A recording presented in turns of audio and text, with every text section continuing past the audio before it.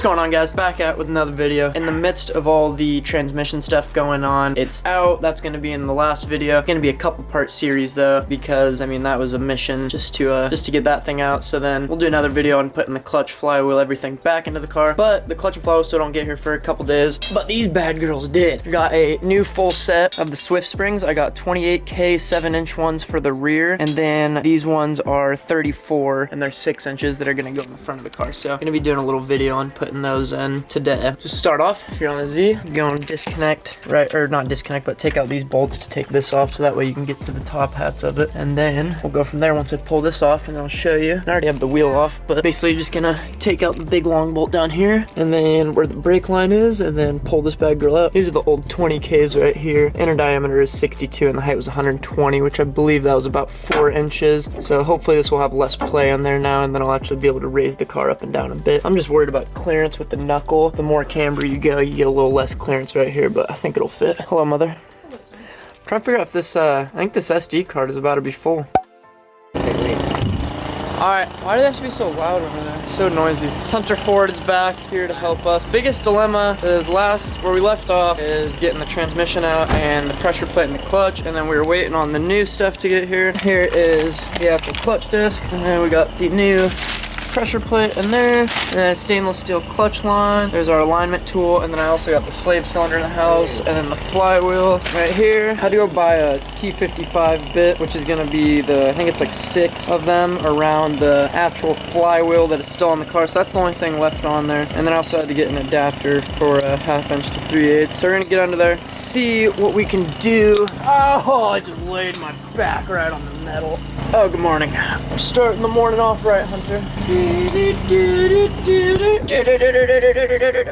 Okay, so it's a little dark under here right now, but there is 1, 2, 3, 4, 5, 6, 7 of them that go around, and holy cow, I don't know how much you're gonna be able to see. And it's also hard to tell, but I put in one of the transmission bolts right here, and then one of the flywheel bolts right here, and then put this, I think it was a 12mm, I can't even see it, I'm right here, that's how dark it is. Put that in between this, so when you're loosening these, this isn't gonna spin on you, so that'll make it a little bit easier. So we're gonna break these loose real quick. I probably won't leave the camera going because it is so dark. We got our state still on fire, so it's very smoky out here. This man's got asthma, so you know what it is. You can kind of see the lighting, it's so orange behind it.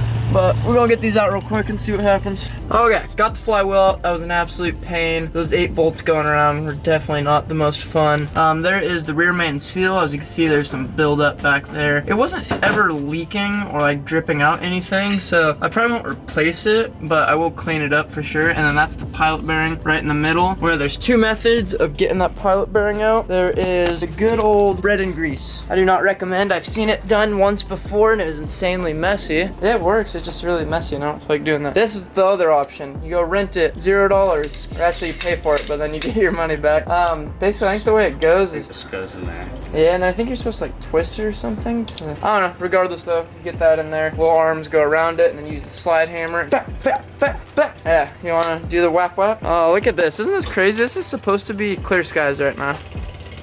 That is insane. 93 today. Yeah, 93 and clear skies, but yet we got Oregon burning down right next to us. That was a leaf on me. Old Betty needs to get back on the ground already. This has been too long of a process just because all the waiting for parts to come in and whatnot. So there's the sun. I don't know if it'll focus, but it's red. It smells like a barbecue out here. That's not even gonna fit in the sheet.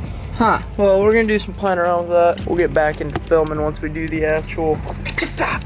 Okay, so we had to make some adjustments to get the arms to close a little bit more, but now Hunter's got it on there, giving it some, oh, there she is. So I think the problem with these arms was this adjustability right here wasn't working like it should, where you see that thing in the middle. We were trying to lower that so we can close these more. We just ended up having to kind of be a little aggressive with this to get it to go down and then get the arms close enough. That thing's gonna be hard to get off, but we'll figure it out. Once that's out, we gotta go pick up the new one real quick. Oh, we'll get all new of these flywheel bolts. They were all pretty raunchy for the most part. Like, look at the bottom of this compared to the bottom of that one. And none of them had any kind of like thread lock or anything. They're just dry in there. Do a little cleanup and then run and go grab some stuff, and then we'll be right back. And probably get some food too, 'cause we're starving. Okay, so big doofus moment. Not even gonna lie, kind of embarrassing. We got the new bolts for the flywheel. Found some ones that'll work, especially with the design of the new flywheel, because the OEM ones on these, you can kind of see how it has to fit through these, and it's like not centered on every one. So you got to be careful what you get if you're using an OEM one. But for how the new one is, how it's like you can fit kind of whatever, it'll work. We drove all around after we got the new bolts for the flywheel, looking for the clutch pilot. Is it technically called bushing? Whatever. Drove all over. Went to one place that I had ordered a couple days ago. It was an absolute poop show. It was all over the place. Dude needed his manager to come try and figure out where it was, and that guy needed his like manager, whatever. Left there, ordered one anyways, called AutoZone. They said they had one. They lied. They didn't even actually have it in the store, even though it said they had one. Long story short, we went to a couple other places looking all over for it, and then we get here and Hunter looks at the clutch alignment tool that literally has the bushing sitting literally right on it. So that's a neck right there. So don't be dumb. If you buy everything, check on your clutch alignment tool, because that's crazy. That's embarrassing. But anyways, well, now we're back. We got our Taco Bell. We're gonna try and see what all we can accomplish in the next hour and a half before I gotta go to work. And then tomorrow will probably be the day when we're able to actually get the tranny back up in there. And we're gonna get into this after. Yes. Wow. We're doing it. We're going. Crazy. As the Hunter hit on the pilot, is it bushing or bearing? Why do I keep mixing? Yeah, the bushing or bearing, it's the same thing. The same tomato. He hammered it in there nice and flat, and then we got the flywheel placed up there. And then I'm just gonna use some medium strength thread locker and throw it on each one of these while I get them to him. Nice. Excellent. Yeah, you only need to just barely put it on there.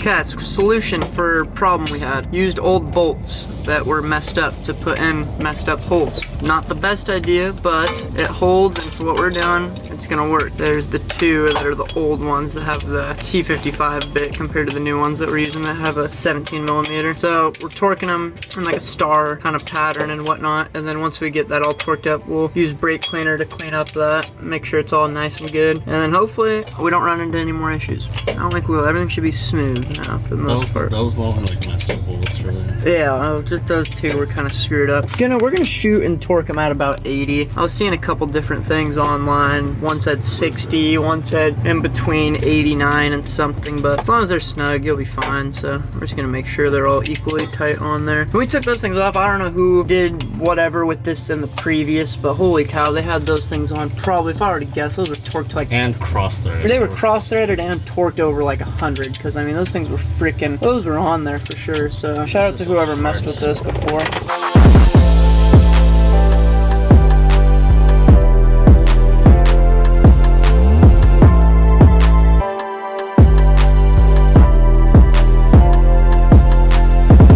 Yes, sirski.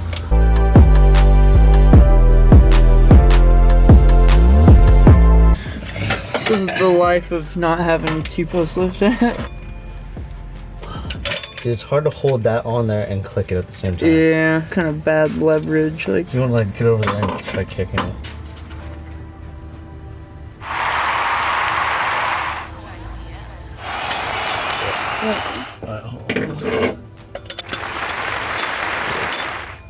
okay.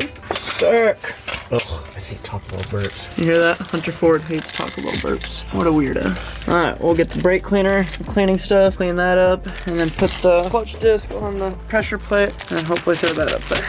Okay, we got pressure plate, cleaned it with some brake cleaner, and then wiped it down and then sprayed it again just to get if there's any fibers or anything left on there. Z1 did not do a good job of indicating any sort of labeling on front and back of It this. wouldn't make sense for this to go against the flywheel though, because like if that were to go flat, this would stick out, you know? Yeah, I that's feel like true. Flat on that that wouldn't make sense. So I guess it's a somewhat kind of, you figure it out by just putting it on there, but would have been nice if they put some sort of indicator. These like black marks on this. See that? Yeah, and I saw that. I was like, On like all of them, like 2 spots. It's kind of weird. that was a little weird.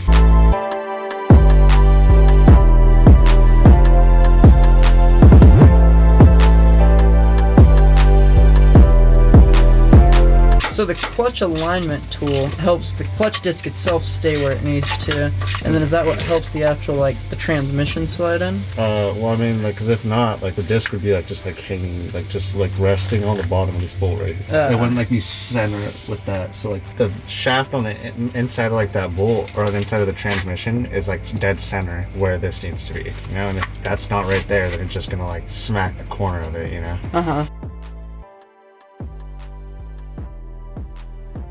Alright, all these are hand tight. I'll do like just a couple.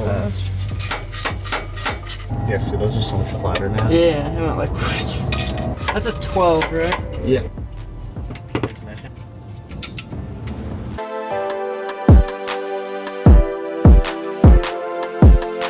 Best MC, M to the beat, bump.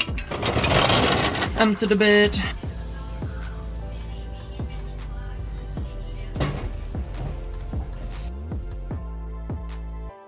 Holy, I've been recording for 58 minutes.